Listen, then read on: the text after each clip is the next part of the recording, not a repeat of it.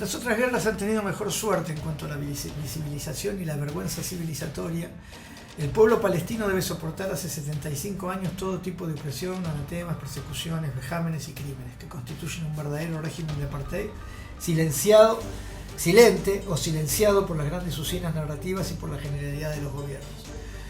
Cuando hablamos de la posibilidad de la victoria, de la esperanza de la victoria de la causa palestina, no lo hacemos desde el cálculo militar de la operación que emprendieron hace 2 sábados, sino desde un análisis político.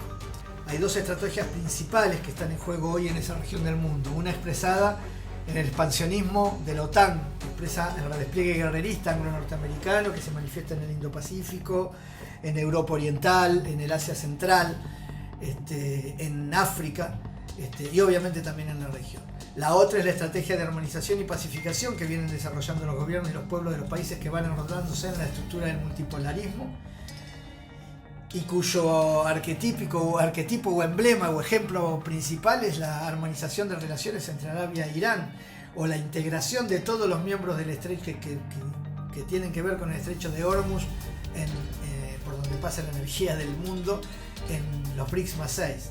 Quienes acometieron la contraofensiva defensiva palestina, es evidente que estuvieron sopesando las circunstancias globales, la guerra de Ucrania, la situación en Armenia, con Assad, y estas cuestiones sobre estrategias de guerrerismo y estrategias de pacificación. En un mundo donde el mito de la invencibilidad militar israelí fue demolido ya 2 veces por Hezbollah, que no es un ejército regular, y ahora vuelve a ser demolido por Hamas. En un mundo donde la mítica efectividad de la inteligencia israelí fue sorprendido ya en Yom Kippur casi vergonzosamente, con ejércitos convencionales rodeando su territorio sin que ellos pudieran verlo, y ahora por Hamas. En el mundo donde la historia evidencia la victoria de la resistencia vietnamita frente a los principales ejércitos, a los más poderosos del planeta del momento, no obstante lo cual hoy los analistas militares sostienen que Palestina no puede derrotar a Israel.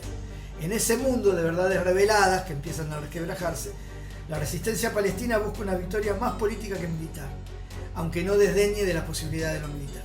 La victoria, en un sentido, ya está lograda porque nadie hoy puede cuestionar la necesidad urgente y como salida de pacificación, la consolidación de un Estado con su frontera, su territorio y el respeto con reconocimiento internacional de Palestina.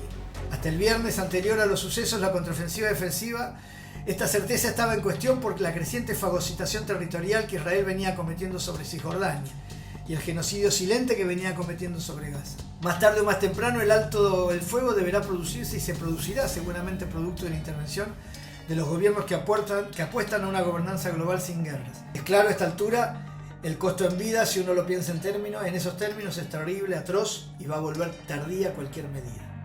Pero la previsible y casi obligada respuesta criminal de Israel no podía no esperarse.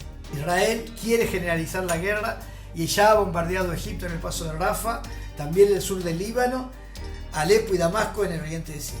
De la misma manera que debemos saber que la crisis de gobernabilidad interna que viene padeciendo el gobierno de Netanyahu no podrá ahogarse con evocaciones a la unidad nacional, belicistas y supremacistas, y que el creciente autoritarismo y el fracaso económico, además de un proyecto militarista que muchos desdeñan, expone al gobierno de Netanyahu una situación de gran debilidad. La marcha terrestre que vienen anunciando se demora ante la negativa de muchos reservistas. Más de 10.000 ya se negaron a enrolarse en una maquinaria de crimen. El efecto de las bolsas mortuorias de Vietnam no puede no impactar en las madres israelíes ante la masacre que anuncia y promueve el gobierno. El único que quiere esta guerra es el gobierno israelí.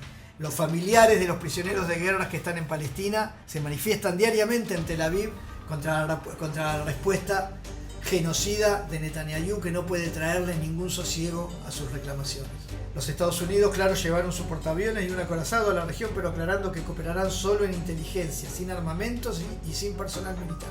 Los Estados Unidos también enfrentan una crisis interna y no están en condiciones de bancarse en una guerra que no tenían prevista, pero que además fundamentalmente quemaría sus naves respecto de la posibilidad de reencauzar el control de la región.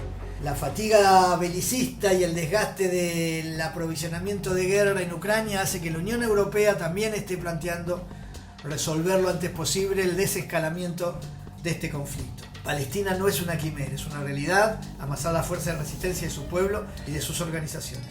La victoria está cada vez más cerca.